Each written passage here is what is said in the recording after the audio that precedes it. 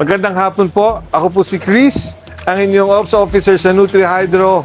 At nandito po tayo ngayon sa Sky Farm rooftop greenhouse na ginawa ni Mr. Fernando Algoso. We actually have two cameras. One's from NH and one is sa Alfreya. Wala lang. Subukan lang natin mag-record at the same time. So, magandang hapon muli sa inyong lahat. Ako po si Alfreya ng Alfreya Hydroponics. Nandito po tayo sa ating ginawang greenhouse dito sa Malate, which is nearly to finish. In a few days, it will be finished and be turned over to the owner. So, nalagyan na po namin dito. Ito nga po, sabi ko nga, 15 days nung Saturday. Then, nag-load na ho kami dito ng 8 days. So, we have 2 loads now. And we hope that this will be like our latest cultivation from Merlayson in Lancaster, Lancaster City. So sana po magkaganon din to. Sana po lumaki sa tulong po ng ating Panginoon. Sana po ay bigyan tayo ng wastong kaalaman para maibahagi natin ang ating tamang gagawin sa cultivation. Pwede ko rin bang i-flex Don Fernando Algoso na nakaload na ang mga Christmas tree sa gitna at sa side? Para nga po masubukan natin kung ano ang magiging resulta nito. Hindi lang po ito nasa baba, kundi pati po yung nasa taas. So far, nasa 4th floor tayo, Sir Chris. Yes, sir. At kahit na nasa 4th floor, I think one of the parameters that we are looking after is the environment. Today is, I think, 3:30 in the afternoon. The sun is high, and we have a perfect. It's a perfect in our hygrometer. Tama ang 37 degrees centigrade. 37 plus yung humidity mo nasa perfect lang naman. Yeah. Perfect lang naman. Pero one thing I can say that the water temperature here seems to be like only 21 degrees centigrade, which is really very favorable to our lettuce. 21 ba o 20? 21. 28? 21. 21 ba siya ngayon? Oh, okay. Thanks to Fresh and Grow.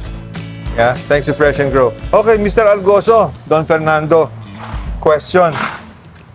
2 days nang mainit. Ang init. Ang dami na rin growers na nagsasabi, ang init daw sa kanila. How many grow cycles have you had since you retired with all that money into the Philippines? Nakailang summer cycle? Summer I think I got 4 already because this is my 4th year in Alfreyas. 4. And a cultivation of 899 per year. Unang cycle mo 8, sunod 9. Na-maintain mo na yung 9. We have maintained that.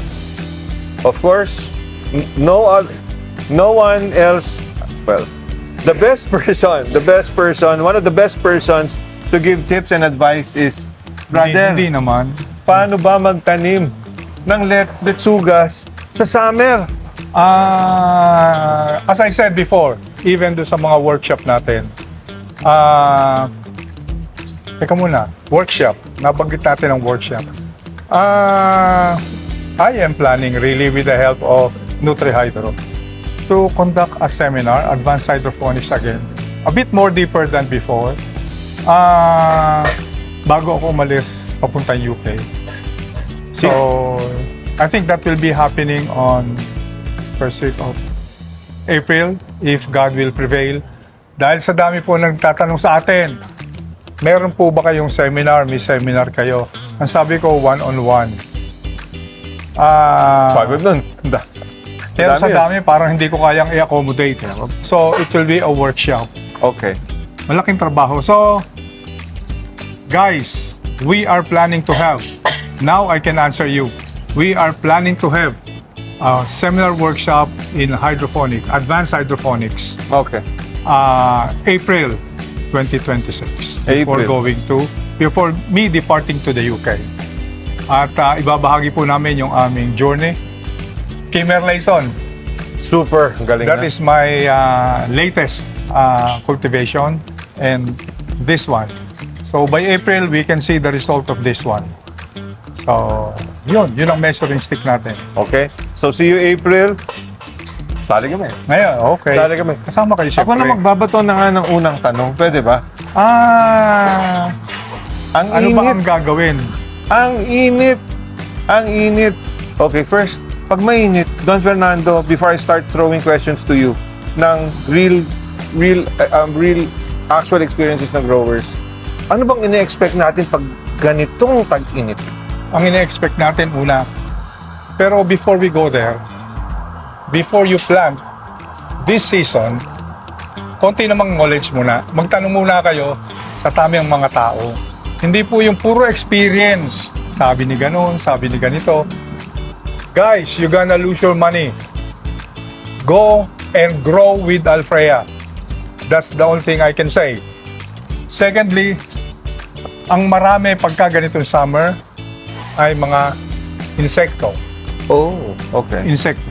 We have the thrips, which is really devastating, as well whitefly and leaf miner. This is the three insects that we have to be careful during summer. I see. So, First challenge, insekto. paghandaan nyo Okay. yung bagay na yan. Okay. So moving on, pero pabalikan natin yan. What else bukod sa insekto? Siguro kasi parang hotel, So ano? it's still the parameters, it's still the knowledge. Okay. Yung pa rin, wala akong pupuntahan kundi yun. Dapat, parang ganito, 3:30 in the afternoon, kaya nating tumagal dito. Pwede tayo magmerienda dito na hindi tayo nagyayaya, hindi natin binubuksan ang ating mga fans at exhaust fan, kaya natin tumagal dito. At ang magsasabi, hygrometer. So, if you have a good temperature, knowledge, right seeds, right nutrients, at konting prayer, you'll be having a half kilo of lettuce. Okay. Okay. Kaya sa summer. Kaya Okay. sa summer. Okay. I remember the last summer, we've seen this, and I think you've also seen this yourself, ano, dun sa ibang cultivation mo. And there were many others. They saw their lettuces, grow, pero compact. Compact siya. So that's one of the things we've seen during summer. Do you remember that? Yung compact yung growth. So, Pag binigyan mo siya ng tamang temperature, magiging compact yan. Pag yan is sobrang init, siyempre magbo-bolting. Magiging buhaghag siya. At the leaves are really very thin. So, yan ang mga problema. Now, during summer, pag summer mainit, ang ating dissolved oxygen ay affected. Dagdag kaalaman. Dissolved oxygen is depleting. So, how you gonna replenish your dissolved oxygen? Pag pangit ang dissolved oxygen mo, the roots will not absorb the nutrients. It will go to root rot, pythium, and slow growth, stunted. So, iwasan natin yon to have a good cultivation. yeah. Give to your plant a good environment. Nandito kami sa 4th floor, pero we can have, sir, a good environment, a good temperature. That's one thing. Maganda panahon dito, medyo may pawis na ako ng konti. But I can still order coffee. Hindi halo-halo. Kaya ko pa rin hindi maghalo-halo. Yeah. Okay. So that's a really solid advice. Manage your temperature during summers. Pero yun na nga ang problema, Don Fernando. Summer napakainit at humid. Okay. So anong mga pwede natin gawin? Wala na tayong magagawa sa araw, syempre. Wala. Ngunit, Given yan. paano yung humidity? Kasi sa loob ng greenhouse, lalo na kung ang ginagamit nila yung maninipis, yung talaga masisikip na net, di ba? Pagpasok mo, iba yung humidity sa loob. Para tuloy, dahil mas humid sa loob, parang mas may... Malagkit. Malagkit. Nangangapal yan. Siyempre, kung malagkit sa ating katawan, edi hirap mag-transpire. I remember I got one student. Yeah. I would say it's Lihay again.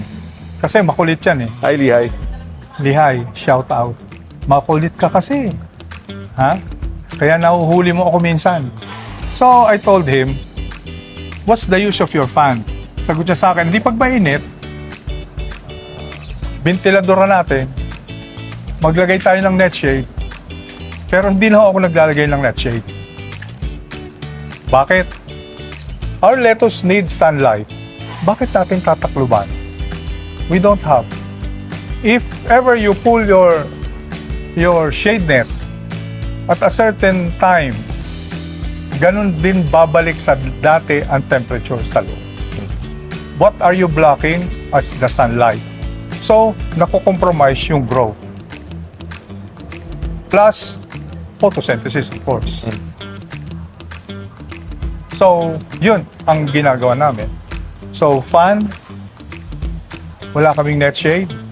Okay. Fan. Para pinapagalaw mo yung hangin. Yeah. Of course, it also helps with humidity. It brings the humidity down. And Now, somehow cools it. when it comes to humidity, it's the same thing. It's fan Okay. that will remove yung maging mabasa-basa na dahon. Pag naging basa-basa, ano ang mangyayari dyan? Magkakameron siya ng fungus.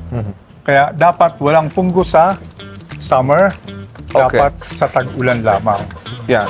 Yeah. Of course, when there's excess humidity, especially in the Philippines, easily 80% humidity tayo, transpiration slows down. And when transpiration slows down, water uptake also slows down along with nutrient uptake. So generally, the health of your plants lowers simply because it's not able to transpire. And the perfect solution for that is yung fan na sinasabi ni Don Fernando Algoso. He's done it.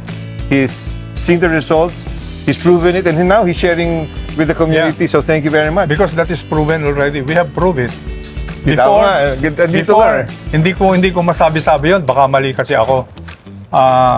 Because that is only, I learned that from my theory 4 years ago. Then I apply it. Now, after the application, nakita namin na maganda, pwede na namin sabihin. That's why we have 6 fans over there. Okay. But Don Fernando, hindi ko na tatanungin yung physics and mathematics behind your computation. Pero yun na yan, kailangan pagalawin yung hangin. Yeah. Yeah. Parang ikaw din. Ano? Pag nainitan ka, Okay. pahingi naman ng electric fan. I see. Makes Switch sense. on the air conditioner. Can you make it a bit higher? Can you lower it to 18 degrees? Something like that. So yung mga It's the same as the plants. So yung mga nahihirapan po dyan, magtanim. Halimbawa, yung lettuce, may katangkaran na, kasi laki na ng mukha, 70 days na at nabubulok yung mga ugat. So, tapos namamatay yung mga bottom leaves, yung mga namomroblema po ng ganon, yung mga nagfi-flex ng ganon, reach out to Don Fernando Algoso and he has the perfect tip for you. Once the transpiration slows down, makikita mo agad yan sa roots, sa leaves, sa lahat, no? Sa lahat. Alam mo, Sir Chris, merong magandang solusyon doon eh. What? Hindi na science eh. Yung PR mo, pag lumaki na ang lettuce mo at marketable, benta mo na. Benta mo na. Okay. Para hindi mo na abutin yun, yung 70 days. Yeah. Kung 70 days, hindi din naman lalaki ng 650 grams. Useless. Kung 200 grams din lang, benta mo na kahit 100 grams. At least you got 35 pesos or 40 pesos. Parang sa'yo ngayon, hindi ka na nakakapalak. Wala sa amin. Gagalit customer mo pag di mo binentahan. Lahat ng customer ko nag-increase ngayon. I don't know why. Okay. So it's good you have this right in the heart of Malate. Pag kinakapos-kapos na, no? Pag kinapos ako dito sa aking mga Manila buyers, customers, I can get from here. Yeah. Or, since I am short, our production here in Sky can be given to them. Vice versa. So yeah, the only thing for my 4 years experience in cultivation, the only secret is sustainability. If you can sustain them, they will not leave you. Plus, a good quality lettuce. Question. Do you have the same formula for sustainability here and in San Pablo? Yeah. So parehas yan? Parehas. Okay. Kasi doon nakakatagal talaga tayo sa greenhouse mo sa loob, di ba? Kakape tayo. Kulang na lang, doon tayo kumain. Kaso, Bawal. Yeah. So, yun lang naman, mga simple. Okay.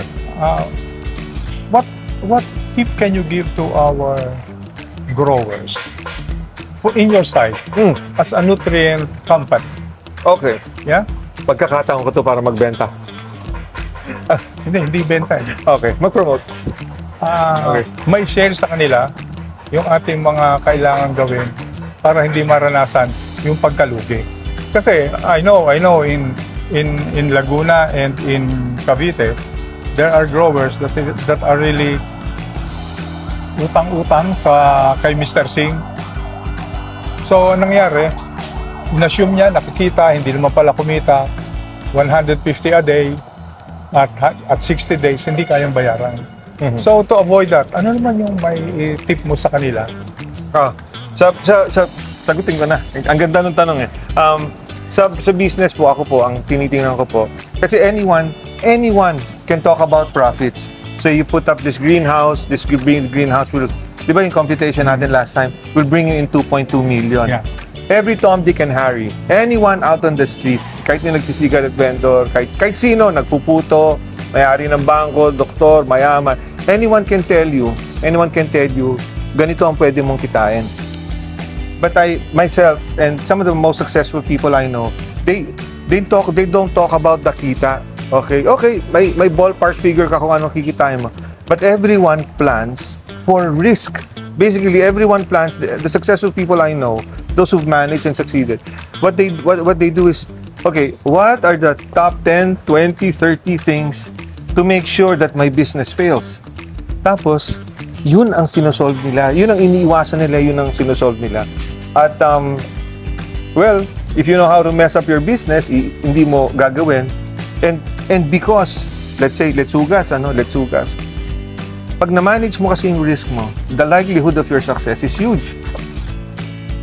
Which brings me, again, like on our last episode, one of the best investments, number one, syempre, kukunin ko na itong pagkakataon po na to, invest on good nutrients. NutriHydro, the lettuce formula, is 1 ml per liter.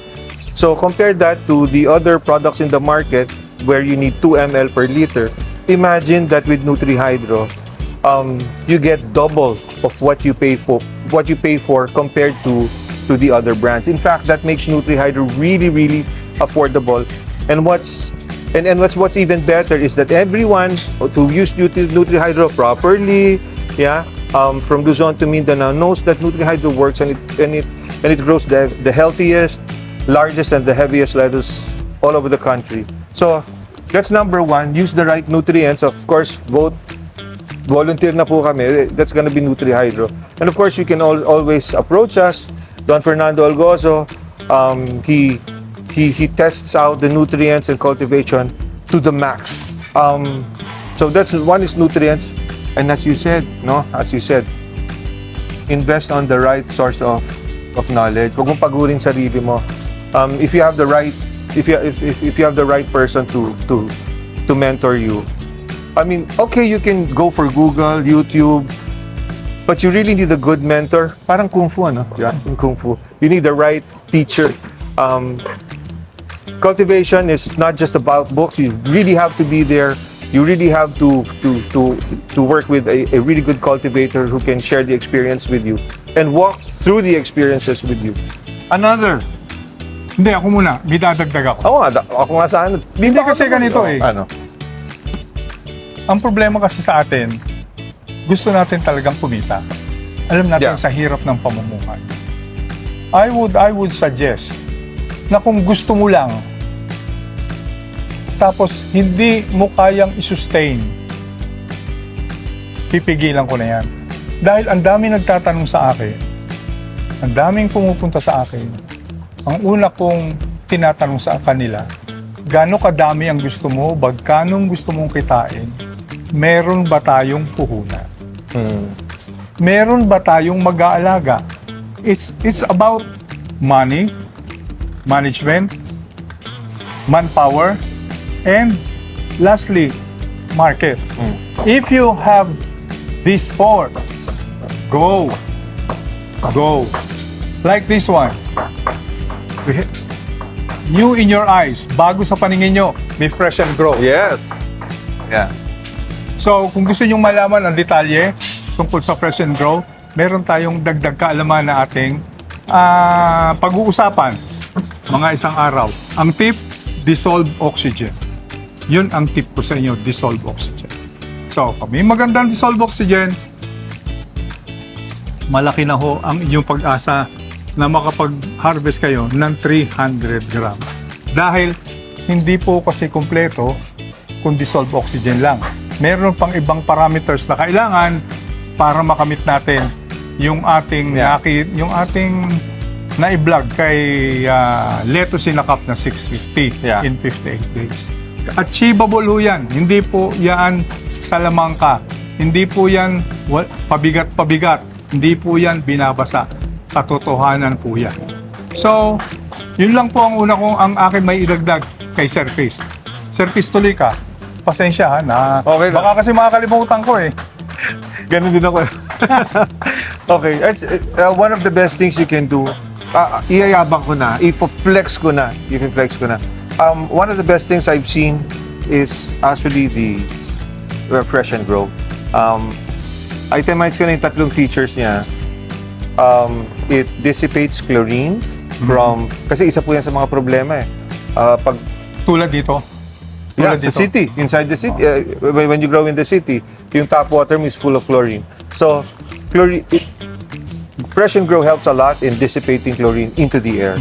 Second, very important, Diyos mio, lalo na po ngayong summer, pag uminit po yung tubig ninyo, say goodbye to, kakasabi lang niya, dissolve oxygen.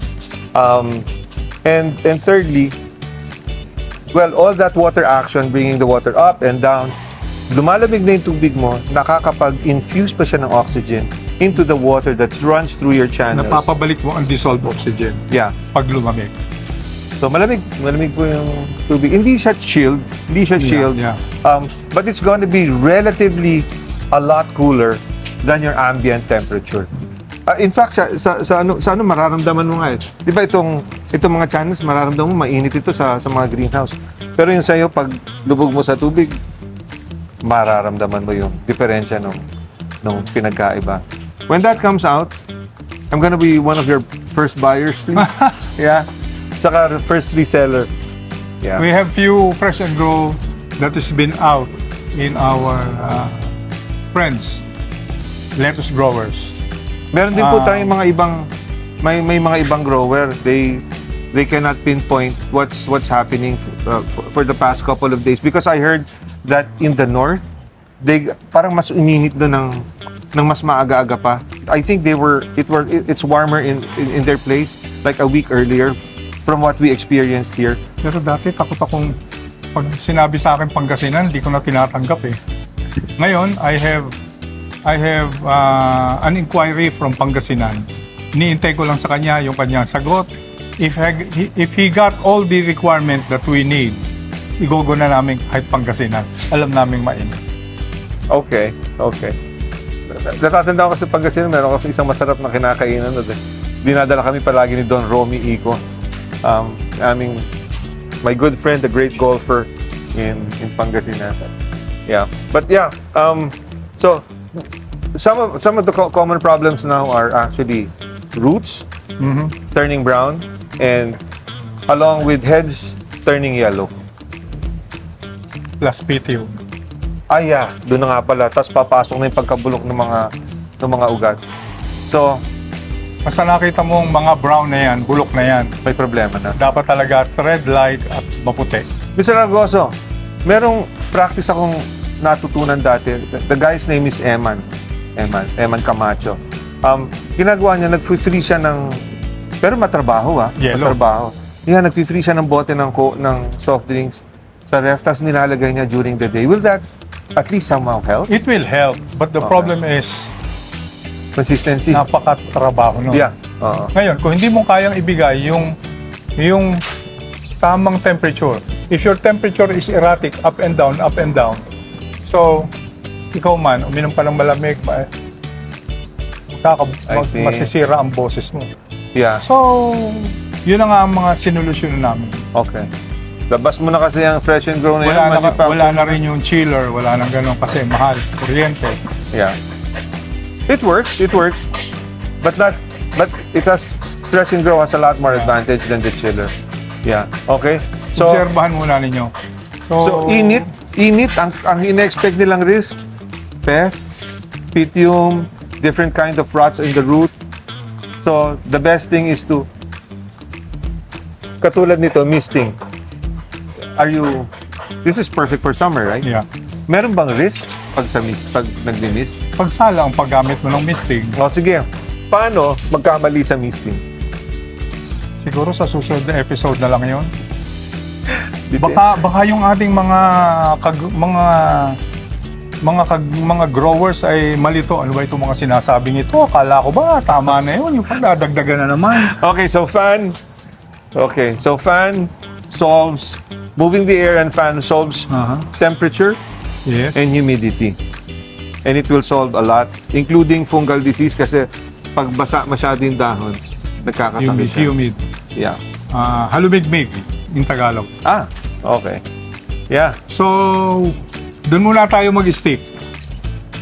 Fans and fresh and grow. That is a big factor. Huwag niyo naman kalimutan. Pina-flex mo naman sa akin kanina eh. Huwag niyo po kalimutan gumamit ng Nutri-Hydro. Hindi, baka kasi sabihin naman ng ibang tao, magkatabi lang kayo kung ano nag-promote. Papromote talaga ako eh. Binigyan mo ang pagkakataon eh. Yeah. We thank you very much. It's really good to see you. Thank Yesterday you so I much. saw you in black shirt with the new logo. Yeah, Now you're sporting a white shirt. because Alfreya is walking now.